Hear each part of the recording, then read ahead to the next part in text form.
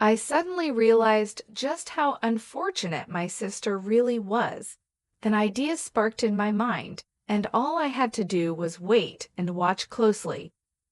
Caroline, wearing an extravagant wedding gown, one fit for a princess, lightly gestured toward the event staff for a microphone. When she received it, she turned to the gathered guests and confidently announced, "Would anyone like to take my sister off her hands? She's not highly educated, and she's getting older, isn't she?" After saying this, she shot me a smug, mean-spirited smile, completely unaware of how inappropriate her words were. The atmosphere in the room shifted dramatically. I could hear murmurs spreading, and some guests started giving Clara cold glares. But she, blissfully ignorant, tightened her grip on the microphone and continued, "Come on, sister, you need to sell yourself better. There are plenty of handsome doctors here. You really don't get what you've just done, do you?" Just then, an unexpected incident occurred. My name is Anna Parker. I'm a plain 30-year-old working adult with no particularly outstanding features, except for one unusual fact. After finishing middle school, I chose to pursue a career in law and eventually earned my attorney's license. I have a sister named Clara, who is 2 years younger than me. She's charming and sociable, so our family has always treated her like a favorite. In contrast, I'm just average looking and blend into the background. I never felt special or cherished by my family or relatives. I often received cold treatment at home, unable to compete with Clara's natural charm, which captured all of our parents' attention and love. Meanwhile, I was met with harsh looks and indifference. I worked diligently in my studies, striving to earn good grades in hopes of attracting even a bit of attention from my family.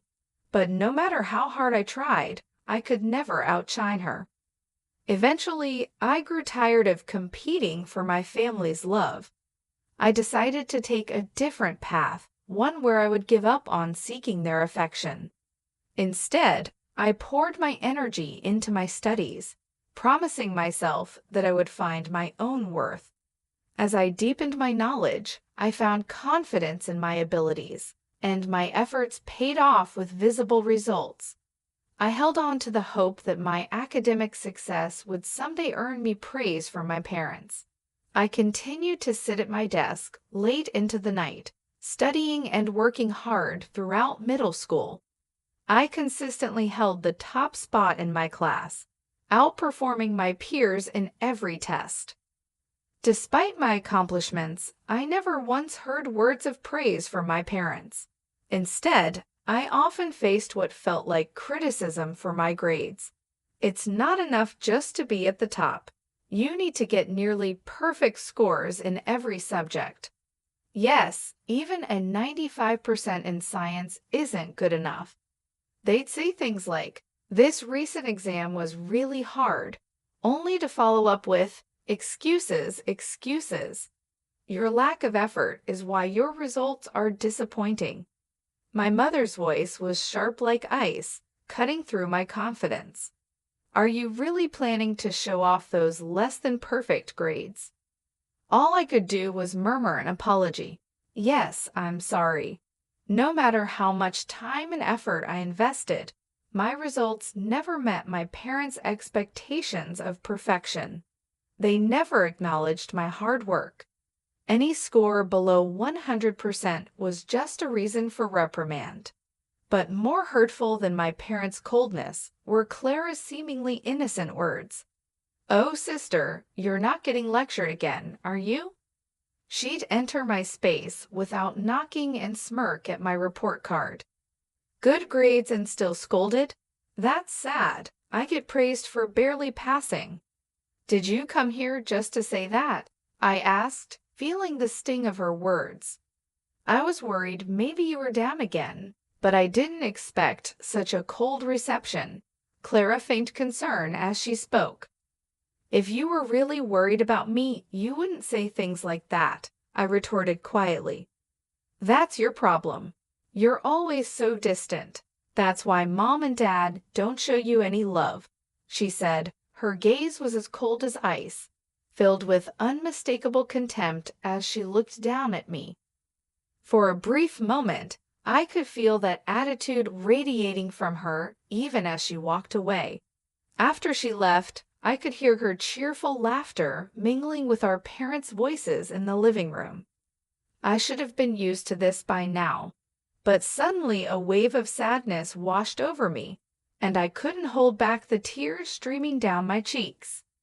I had told myself countless times that I didn't need my parents' expectations, that I wouldn't let Clara's words affect me. Yet, despite my resolve, my emotions betrayed me and tears fell freely. In my hand, I clutched my report card, now crumpled and unrecognizable from being tightly clenched. I made a vow to myself once again. I would stand on my own and break free from this suffocating family. I was determined to excel in my studies and improve my skills as a way to escape. From that moment on, I threw myself into my studies with even more enthusiasm than before. One day, as the autumn breeze swept through the classroom windows, I received an unexpected announcement from my father. "Anna, you will not continue to high school. Instead, you need to start looking for a job," he said flatly. I was at a loss for words, my confusion overwhelming me. "Why would you say something like that?" I asked, trying to keep my face expressionless. My father responded coldly, "Further investment in you isn't necessary. If you want to go to high school, pay for it with your own earnings. If that's not possible, then you must give up." But I'm still in middle school. Work opportunities are limited for me. How am I supposed to find a job? My protests fell on deaf ears. "You need to accept this decision. After discussing it with your mother, we've decided to focus our finances on Clara. We can't afford to spend any more on you," he declared firmly. Internally, I screamed, "That's not fair." But my father's decision was unyielding, and his abrupt words drained all the color from my world, painting everything in shades of gray. My mother and Clara watched me with smug smiles that revealed their hidden glee as I stood frozen in shock. I understand much more now than I did back then. For example, I later learned there were options to cover high school expenses, like schools that offered tuition waivers or scholarships. But back then, I didn't know how to access that information, and I was devastated at losing my chance for further education. Since that day, my passion for learning faded rapidly. The praises from my homeroom teacher, who had always admired my grades, felt hollow. The lack of attention regarding education at home made the idea of advancing to higher education seem even more hopeless. Eventually, I stepped into the next phase of my life by working at a local factory right after graduation. At that time, I wasn't yet old enough to live on my own and support myself, so until I turned 18, I worked as hard as I could. Most of my salary went to the household, and the small amount I kept for myself was saved for the future. Those tough days felt like crawling through an endless tunnel. On my 18th birthday, I finally left that house, leaving behind a letter for my family, with my decision firmly in my heart. I walked away from a home that now existed only in my memories. Ironically, my family's reaction was as if I had never existed. There was complete silence, no phone calls, no letters. At first, living apart from my family filled me with heartbreak, and loneliness cast a shadow over my days. However, as time passed, that loneliness gradually eased with the business of work. After moving out and starting an independent life, the stress I had felt at home began to fade away. I started to experience a mental spaciousness I had never known before. This newfound peace reignited a spark of enthusiasm within me. I regained my former passion for learning and decided to start studying again after a long hiatus. I began with the basics, reviewing them carefully. The joy of learning filled my heart once more, and before I knew it, I was immersed in my studies. After that, I started to explore high school textbooks and began reading extensively. During this reading journey, I discovered books about law, which sparked a deep interest in the legal profession. With my education ending in junior high, the idea of becoming a lawyer felt far-fetched. However, I unexpectedly learned about the preliminary examination system.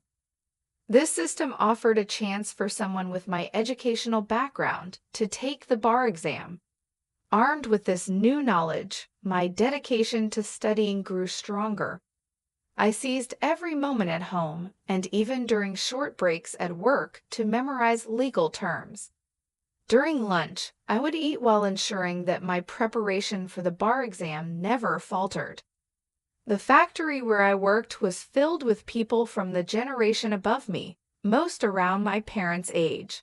They noticed my earnest efforts and united to support me. Then, at 23, I managed to pass the exam. After passing, I left my long-term job at the factory and secured a position at a prestigious law firm. After about 4 years of training there, I ventured out to open my own law practice. Now, I spend my days contentedly serving as a legal consultant for a hospital. Yet sometimes, I ponder what would happen if I told my parents about my journey to becoming a lawyer. I wonder how they would react. Occasionally, I hold on to the hope that I might finally meet the expectations they might have had for me.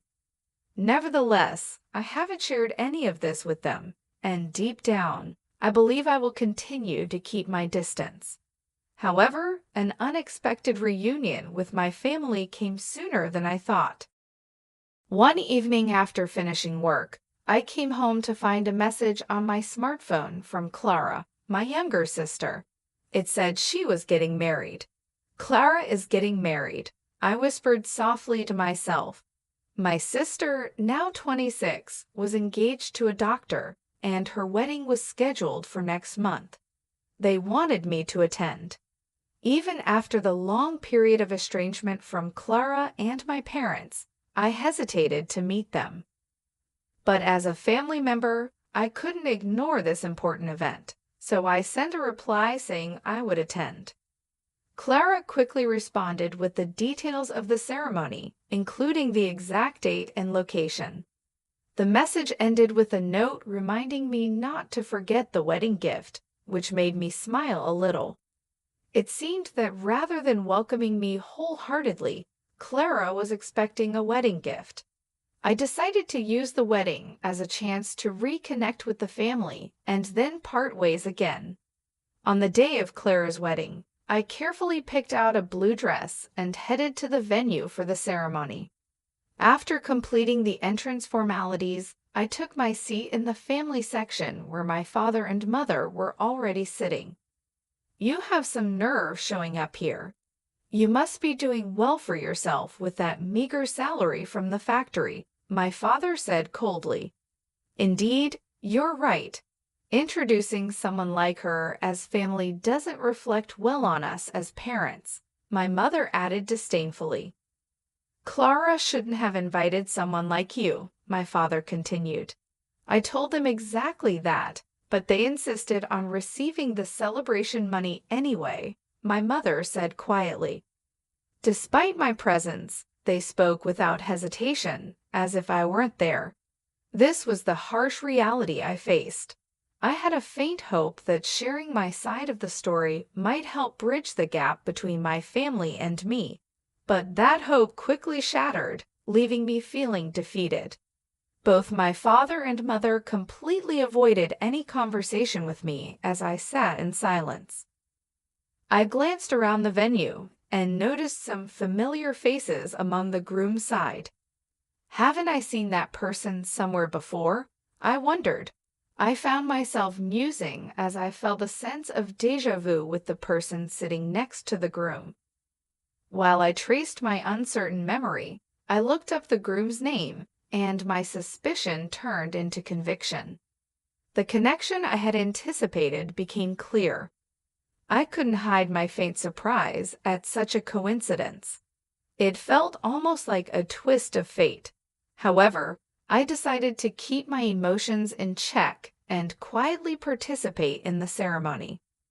As the program continued, the bride and groom made a glamorous entrance, followed by their guests, who shared warm words and entertaining performances that lightened the atmosphere. As time passed, the banquet shifted from dinner to photo-taking sessions. During this time, my parents got up without acknowledging my presence and moved toward the front, where the bride and groom were waiting.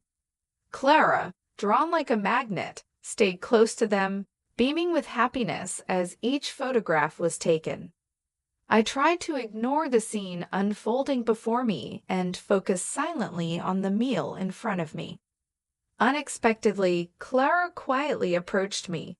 She came closer with a smile, but her eyes sparkled with something more than just excitement about seeing her sister after so many years. It felt like she had something else in mind. "Big sis, it's been such a long time, hasn't it? Are you happy to spend time together like this?" she asked lightly. I nodded quietly, trying to express my true feelings. "Yes, the banquet food is really wonderful," I replied with a sarcastic smile. Clara continued, "You can't get such luxurious food at the factory where you work, can you? You should be grateful for this opportunity." Something inside me felt like it was being torn apart, but I didn't show it on my face. However, Clara's words turned sharper, cutting into me like a knife. "Oh dear, did I upset you?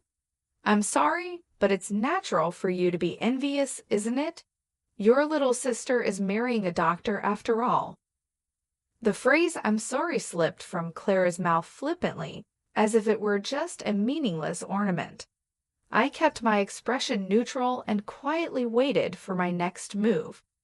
At that moment, Clara leaned in and whispered in my ear, "Big sis, because I feel sorry for you, I've come up with a great idea." I looked at her suspiciously. "A great idea? What is it?" With a satisfied grin, Clara said, "You'll see. Just watch closely." Dressed in her elegant wedding gown, Clara gathered everyone's attention as she received a microphone from the staff. Suddenly, she announced loudly to the guests, "Ladies and gentlemen, you may not know this, but my sister is here. She may not have the highest education or be the youngest, but if anyone is kind-hearted enough, could you please take her under your wing?" My face turned bright red. "What are you saying, Clara?" I exclaimed. But she continued even louder. "Although she doesn't earn much and lives a modest life, is there someone here who can brighten my sister's future?" As the eyes of everyone around focused on me, I saw that Clara seemed to be enjoying my confusion, a smug smile on her face. In that moment, a breathtaking scene unfolded. Clara's disrespectful attitude escalated, and astonishingly, even our usually gentle parents joined in. "Please treat her kindly," they chimed in, their frivolous comments feeling like a final blow to me. Rage swirled within me. How far would they go to ridicule me, especially on such a joyful occasion? I couldn't believe this was happening. But now it was time for me to confront the reality of the situation. As the atmosphere shifted and murmurs spread through the venue, Clara, blissfully unaware that she was the center of attention, cheerfully took the microphone again. "Anna, look, there are so many doctors gathered here. It's your chance." I maintained my silence, but conveyed a strong will through my somber gaze. "This is the end for you," I thought. Confused, Clara could only respond with a huh. I continued calmly, You'll soon understand just how terrible your actions have been." Just as Clara tried to come up with an excuse, the groom suddenly raised his voice to address the crowd. "Wait, please. Why are you leaving your seats?" His voice captured everyone's attention. Looking toward the groom, I noticed that all his colleagues from work were standing up and heading for the exit. Even as the groom tried to stop them, a dignified man who appeared to be the hospital director spoke up with determination. "The recent remarks of the bride were so unpleasant that I can hardly believe it. I apologize, but we can no longer stay here. We will take our leave now." In response, the groom hurried to stop the hospital director. "Please wait. I admit her words were inappropriate. I'll speak to her directly and ensure she undergoes a serious change in awareness." However, the hospital director pointed out the seriousness of the situation and revealed a background the groom was unaware of. "Don't you know what kind of person your sister is?" The groom looked confused. "No, I only met her sister for the first time today. All I've heard is that she works in a factory after graduating from middle school." The hospital director couldn't hide his irritation at the groom's ignorance. "That's ridiculous. Her sister is a respected lawyer and serves as the legal advisor to our hospital." The groom's eyes widened in shock as he learned this fact. He clearly had no idea that I was the hospital's legal advisor. The room fell silent, and both Clara and our parents lost their words. I realized that the reason the groom looked familiar was that I had seen him several times at hospital events. The other guests likely had the same realization as they looked at me. Clara's inappropriate comments only added fuel to the fire, prompting the hospital director to express his outrage. Even though the groom was a member of the hospital's medical staff and had no direct relation to me, to the hospital director and other staff, the legal advisor held significant importance. The groom's face turned even redder in an instant as he stepped toward Clara, raising his voice in reproach. "What on earth is this? Because of your carelessness, my reputation is now tarnished." Clara stumbled over her words for a moment, then defended herself like a bewildered child. "It's not like that. I truly had no idea my sister was in such a prestigious position." Growing more indignant, the groom continued to scold Clara. "Ignorance is no excuse. How can you speak so lightly and disrespectfully about your own sister? As a human being, your behavior is at the very bottom. You've truly lost sight of what's valuable." Desperately trying to elicit some understanding, Clara pleaded, "Wait a minute. Listen, I have a good reason." But the groom cut her off without room for her explanation. "I'm withdrawing from the marriage. I have no interest in hearing your excuse. Our discussions about marriage end here." Clara looked shocked, her complexion turning deathly pale as she collapsed on the spot. In a fit of anger, the groom disappeared from the wedding hall along with the guests. As I was about to leave, I heard my sister's desperate cry behind me. "Please help me, Anna." But I wasn't swayed by her pleas. I confronted her with a stern tone. "Help you? Why should I do such a thing for you? The situation you find yourself in is the result of the seeds you've sown. You try to get a laugh by mocking others, and now you're playing the victim when it fails. That's a pathetic sight I cannot accept." Clara, fraught with confusion and anxiety, pleaded, "Why are you using such harsh words? If I had known about your success as a lawyer..." I responded quietly but firmly. "Why should I need to inform someone who has never contacted me about my profession? In fact, I was planning to end our relationship after this wedding, but now, having witnessed your unfortunate end, I'm somewhat satisfied. You must be disappointed that your engagement to a doctor has fallen apart." Well, you better work hard to find your next prospect." With those words, I left the venue with dignity. From a distance, I could hear the critical voices of Clara and our parents among the guests. Everything unfolded as expected, and Clara's marriage was no more. My parents, who had thought a secure future was assured through Clara marrying a doctor, expressed their anger towards her for the first time. The sister who had always been pampered couldn't withstand their rage and sought salvation with a broken heart. But I ignored her pleas. I never answered the phone despite her repeated attempts to reach me, and I cut off all contact with the family. I heard that Clara had quit her job. Now, without employment, estranged from our parents, she spent her days shut in at home. As for me, I was maintaining a very satisfying life, both in work and in my personal life. I led a peaceful existence without any significant problems. Although my relationship with my family hadn't been smooth sailing, I was fortunate to receive a great deal of support from people in my professional life and in my daily existence.